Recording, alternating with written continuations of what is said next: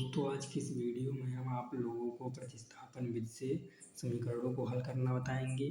यहाँ पर हमने 3 सवाल लिए हैं और अगर आप तीन सवालों को सीख लेते हैं तो आप कोई भी प्रतिस्थापन विधि का सवाल लगा सकते हैं। यहाँ पर सिंपल सवाल है और यहाँ पर दशमलव वाला वही सवाल एक है और यहाँ पर एक रूट वाला भी सवाल है। हम यहाँ पर 3 अलग अलग टाइप के सवाल बताएंगे, तो वीडियो तक को लास्ट तक ज़रूर देखना। वीडियो को अगर आप लास्ट तक देखते हैं तो आपको ये सभी सवाल समझ में आ जाएंगे।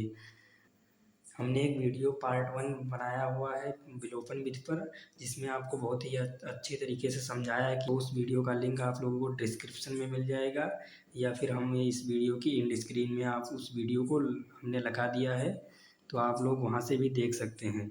तो हम यहाँ पर आप लोगों को पहला सवाल बताते हैं। यहाँ पर हमारा पहला सवाल है x + y = 14 और x - y = 4। तो यहाँ पर हम पहला सवाल हल कर लेते हैं प्रतिस्थापन विधि से।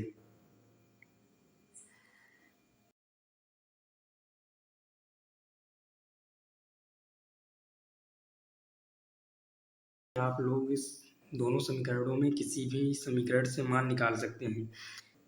अगर आप पहली समीकरण से x या y का मान निकालते हैं तो आपको समीकरण 2 में रखना होगा, और अगर आप समीकरण 2 से x या y का मान निकालते हैं तो आपको समीकरण 1 में रखना होगा। अगर आप जिस समीकरण से मान निकाल रहे हैं और अगर आप उसी समीकरण में मान रख रहे हैं तो समीकरण का मान 0 हो जाएगा और मान नहीं निकलेगा। तो ध्यान यह रखना है कि आप जिस समीकरण से मान निकाल रहे हैं उस समीकरण में आपको वह मान नहीं रखना है, दूसरी समीकरण में रखना है। अगर समीकरण 1 से मान निकाल रहे हैं तो 2 में रखेंगे और समीकरण 2 से मान निकाल रहे हैं तो 1 में रखेंगे। तो यहाँ पर हम लिख लेते हैं समीकरण 1 से, और यहाँ पर हम समीकरण 1 से मान निकाल लेते हैं। यहाँ से हम समीकरण 1 से x का मान निकाल लेते हैं, तो यहाँ पर लिख लेते हैं x बराबर, यहाँ पर है 14 और ये y उधर पक्षांतर कर देते हैं तो यहाँ पर हो जाएगा -y। इस समीकरण को हम मान लेते हैं समीकरण 3। अब हम यहाँ पर x का मान अगर हम समीकरण 1 में रखेंगे तो इस समीकरण का मान 0 हो जाएगा और कोई भी मान नहीं निकलेगा। तो यहाँ पर हम समीकरण 2 में रखते हैं x का मान, तो यहाँ पर हम लिखते हैं x का मान समीकरण 2 में रखने पर।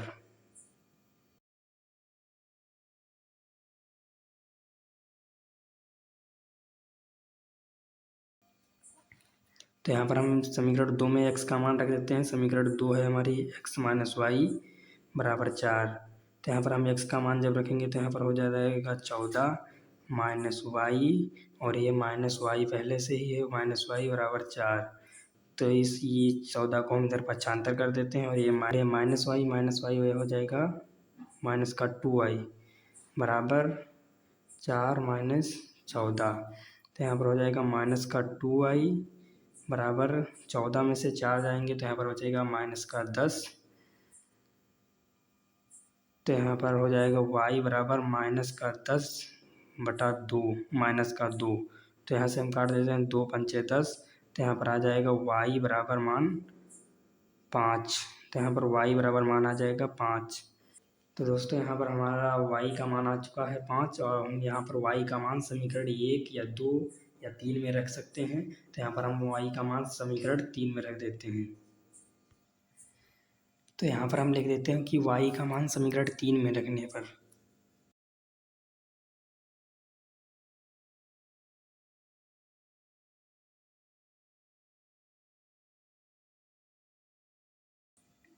तो हम यहाँ पर y का मान समीकरण 3 में रख देते हैं। तो यहाँ पर हमारी समीकरण 3 है x बराबर 14 - y। तो यहाँ पर हम y का मान रख देते हैं, y का मान है 5। तो यहाँ पर हो जाएगा 14 - 5, और 14 में से 5 जाएगा तो यहाँ पर हो जाएगा 9। तो यहाँ पर x बराबर मान आ रहा है 9 और यहाँ पर y बराबर मान आ रहा है 5। तो यहाँ पर हमने पहला सवाल हल कर लिया है और यह सवाल सिंपल था। अब हम दो आपको सवाल बताते हैं, दशमलव वाला और रूट वाला। तो हम आपको पहले दशमलव वाला सवाल बताते हैं। दशमलव वाला हमारा सवाल है दूसरा, 0.2x + 0.3y बराबर 1.3। ये समीकरण 1 है।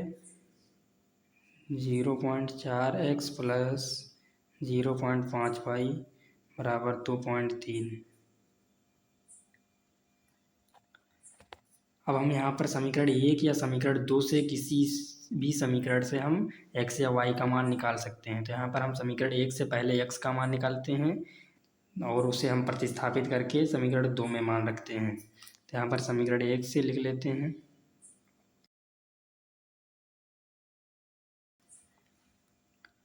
यहाँ पर है समीकरण 1 है 0.2x बराबर प्लस 0.3y बराबर 1.3। तो यहाँ पर हम समीकरण 1 से x का मान निकाल लेते हैं। तो यहाँ पर हो जाएगा 0.2x बराबर 1.3, ये माइनस हो जाएगा 0.3y। अब हम यहाँ पर लिख लेते हैं x बराबर, तो हो जाएगा 1.3 माइनस 0.3y, इसके हर में आ जाएगा 0.2। तो हम इसको समीकरण 3 मान लेते हैं। अब हम यहाँ पर जो ये x का मान आया है, इस x के मान को हम समीकरण 2 में रखेंगे, क्योंकि अगर हम समीकरण 1 में प्रतिस्थापित करते हैं मान को, तो यहाँ पर समीकरण 1 का मान 0 हो जाएगा और हमें y का मान नहीं प्राप्त होगा। तो हम यहाँ पर समीकरण 2 में रखते हैं। तो यहाँ पर हम लिख लेते हैं x का मान समीकरण 2 में रखने पर,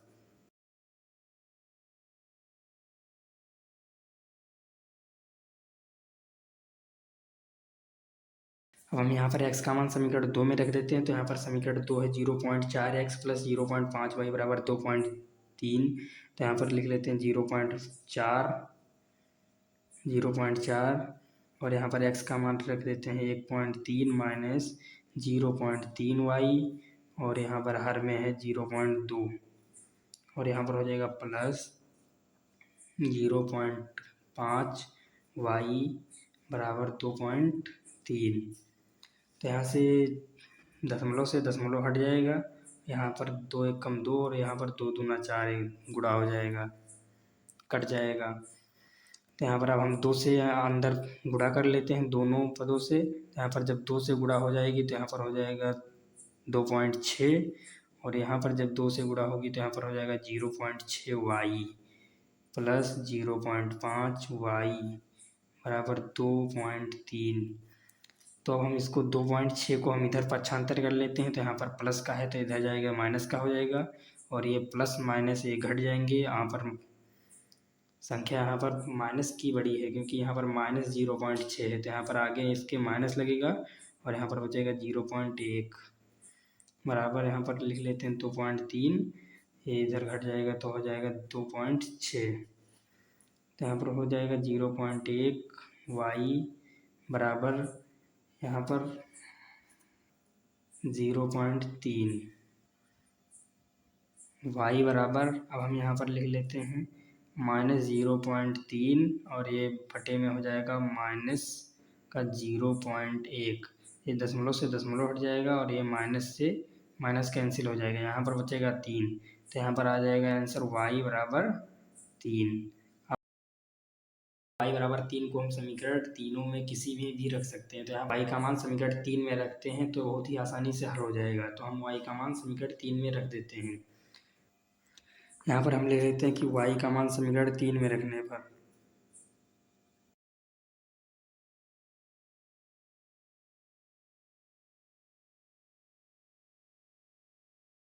तो यहाँ पर हम y का मान समीकरण 3 में रख देते हैं। तो यहाँ पर है समीकरण 3 बराबर x बराबर 1.3 माइनस 0.3y है, तो y का मान है 3, तो यहाँ पर हम रख देंगे 3 और बटे है 0.2।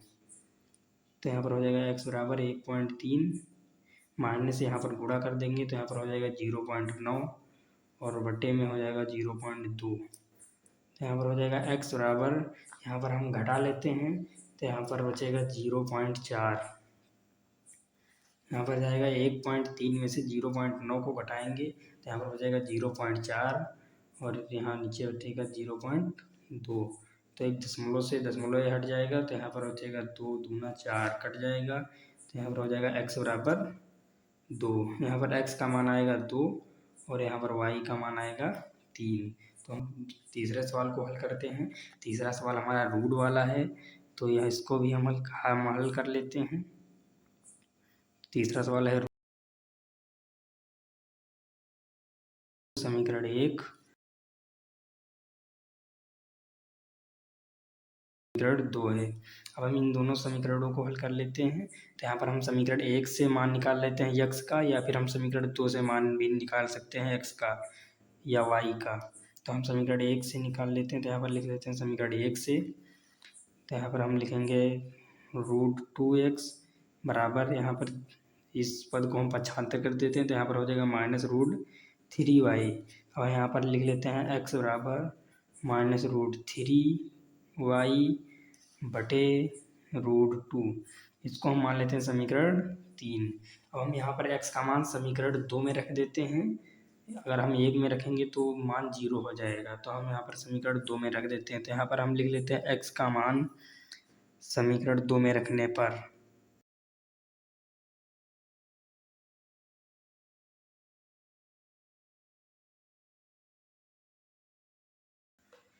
तो यहाँ पर हम समीकरण 2 में x का मान रख देते हैं। तो यहाँ पर हो जाएगा √3 इंटू, यहाँ पर है x। तो यहाँ पर हम x का मान रख देते हैं। तो यहाँ पर हो जाएगा -√3y बटा √2, फिर हो जाएगा -√8y बराबर 0। यहाँ पर हम गुणा कर लेते हैं। तो यहाँ पर √3 और -√3 की गुणा होगी। तो यहाँ पर हो जाएगा 3 -3y, और यहाँ पर हो जाएगा नीचे √2, यहाँ हो जाएगा -8y बराबर 0। तो हम यहाँ पर इतना है। अब हम इसको हल कर लेते हैं। यहाँ पर हम √2 LCM ले लेते हैं। तो यहाँ पर जब हम √2 LCM लेंगे तो यहाँ पर हो जाएगा -3y माइनस, जैसे यहाँ पर √2 से √2 को भाग देंगे तो यहाँ पर आएगा 1। तो 1 से हम 3 को गुणा करेंगे तो यहाँ पर -3y आएगा। फिर माइनस लगाए तो माइनस लगाएंगे। फिर यहाँ पर हम √8 को यहाँ पर हम बटे में 1 मान लेते हैं। फिर हम 1 से √2 को भाग देते हैं तो यहाँ पर √2 आएगा। तो हम √2 को 8 से गुणा कर देते हैं। तो यहाँ पर जब हम √2 को 8 से गुणा करेंगे तो यहाँ पर 16 आएगा, और यहाँ पर बराबर y बराबर 0 कर लेते हैं। तो यहाँ पर हम हो जाएगा -3y माइनस √16y बराबर, यहाँ पर √2 को 0 से गुणा कर देते हैं। यहाँ पर 3 गुणा करेंगे तो यहाँ पर √2 को जब 0 से गुणा करेंगे तो यहाँ पर 0 हो जाएगा, क्योंकि किसी भी संख्या को 0 से गुणा करने पर मान 0 ही आता है। तो यहाँ पर अब हम आगे हल कर लेते हैं। तो यहाँ पर हो जाएगा -3y माइनस, और √16 का वर्गमूल निकल जाता है 4, यहाँ पर हो जाएगा y बराबर 0। तो यहाँ पर अब ये जुड़ जाएंगे तो माइनस माइनस प्लस हो जाएगा, मगर चिन्ह यहाँ पर, लेकिन चिन्ह यहाँ पर माइनस ही रहेगा। तो यहाँ पर हो जाएगा 7y बराबर 0। तो यहाँ पर हम लिख लेते हैं y बराबर 0 बटा -7। तो यहाँ पर माना जाएगा 0। अब यहाँ पर y का मान आ गया है 0। अब हम y का मान समीकरण 3 में रख देते हैं। अब हम यहाँ पर लिख लेते हैं कि y का मान समीकरण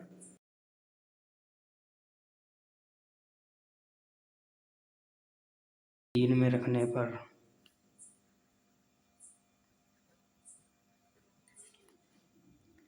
y का मान समीकरण 3 में रखने पर, तो यहाँ पर हम समीकरण 3 में y का मान रख देते हैं। तो x बराबर माइनस, यहाँ पर है √3 बटा √2, और गुणा y है तो y की जगह पर हम 0 रख देते हैं। तो यहाँ पर जब गुणा होगी √3 से 0 की तो यहाँ पर हो जाएगा 0 बटे √2, और अगर 0 के बटे में कोई भी संख्या होती है तो उसका मान 0 होता है। यहाँ पर x बराबर भी मान 0 आ जाएगा। तो यहाँ पर x का मान भी 0 आता है और y का मान भी 0 आता है। आई होप कि आप लोगों को ये सभी सवाल समझ में आए होंगे। अगर वीडियो पसंद आई तो वीडियो को लाइक, शेयर और कमेंट जरूर करें, और चैनल पर नए हैं तो चैनल को सब्सक्राइब करके बेल आइकन को ज़रूर दबाएं। और अगर आपको किसी भी टॉपिक पर वीडियो चाहिए तो आप लोग कमेंट कर सकते हैं।